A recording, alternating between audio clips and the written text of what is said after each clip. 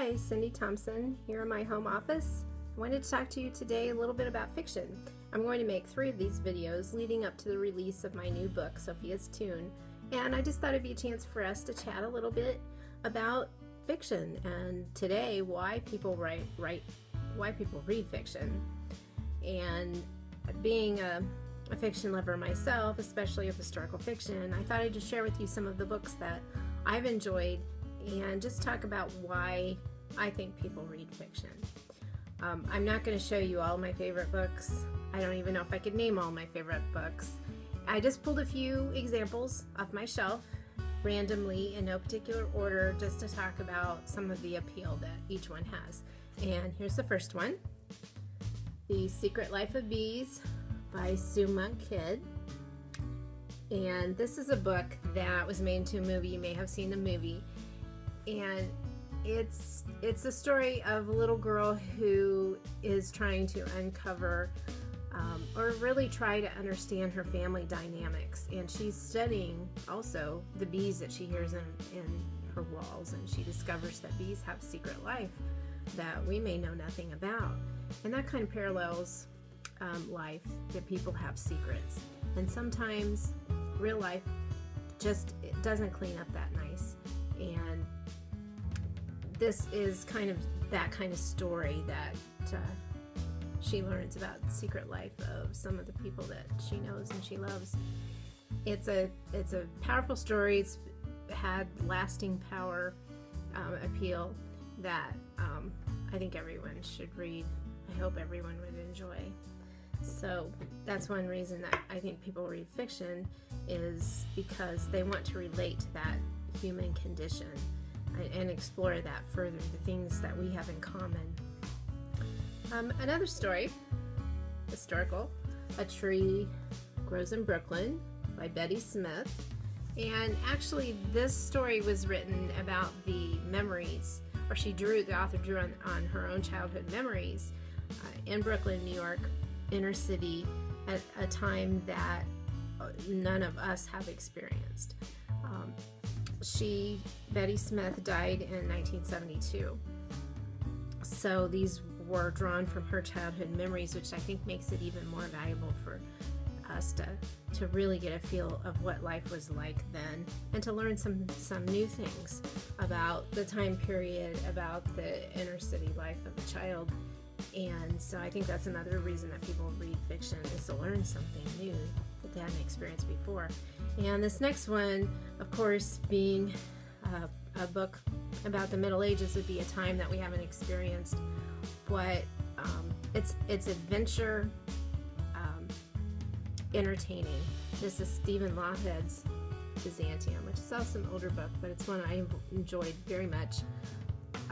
Finding out about this world that this monk lived in, and how he was kidnapped and taken to faraway countries and different cultures, and the Vikings, and just the whole adventure story, I just thought was really entertaining. So I think that's another reason why people read fiction. Another reason is to explore something, a theme or something, look at something in a way that we hadn't before, because it challenges us. And I think a lot of people like fiction that challenges them. I know that I do. And this is a new book. This is an advanced copy, but it's out now, called Secrets She Kept by Kathy Golke. And it's a World War II story. There are lots of World War II stories out there, but this one is unique for a couple of reasons. One is because it is a dual time period story.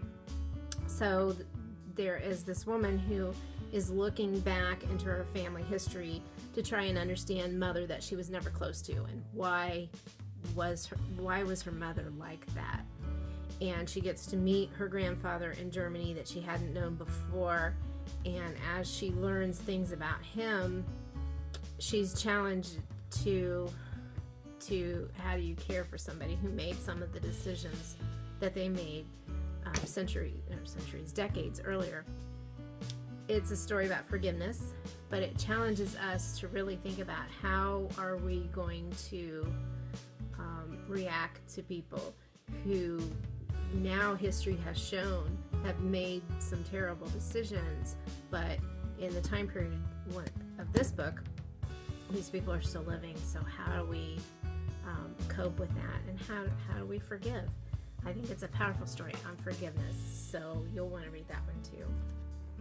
So those are just some of the reasons that I think that people read fiction: to be entertained, to learn something new, to have their ideas challenged, and just to explore, feel connected to that human emotions that we think probably there are other people that think the same way I do, and I want to be connected to them, or to stretch myself and learn something new. So I'd like to know what you think, why you think people read fiction, why you do, and just leave your comments. I'd like to know. But I also wanted to leave you with a little teaser from Sofia's Tune, which is the third book in my Ellis Island series. It releases November 1st. They are a series, but they're standalone books, so you do not have to read the others to understand any of the three. So they do stand alone, but as an author, I would prefer that you'd read them in order. So they are Grace's Pictures, Annie's Stories, and the new book, Sofia's Tune. Sophia is a new character that we meet who comes to Hawkins' house, which is the boarding house that's all in all three books. But some of the characters that you've met before you're going to see in here, and especially Annie Gallagher, to try and complete her story a little bit. So I just wanted to read to you just a little bit from my book. And you know, it's kind of funny when authors read from their own work. Sometimes they get very nervous. I know sometimes I do. And the words don't come out right. And it's much easier to type on a page and be understood than to speak and hope that people understand you, or that you pronounce your words right. So if I make any mistakes, I hope that you'll bear with me and forgive me with that, because they're not in the book. They're just in my head at this point. This story takes place in September 1903. Throughout her 21 years, Sofia Falcone had always been her mother's favored child, humored and made over more than her sister and three brothers. That is, until September rolled around, every September. The first autumn chill from the north brought about a palpable change that Sofia had learned to anticipate.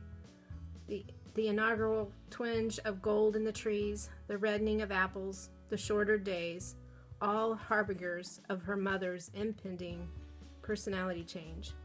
Sofia's body responded like an old person's, with aching bones, as if a storm were gathering. Her hands grew cold and would not warm until the new year arrived. She dreaded this season of sadness that made no sense.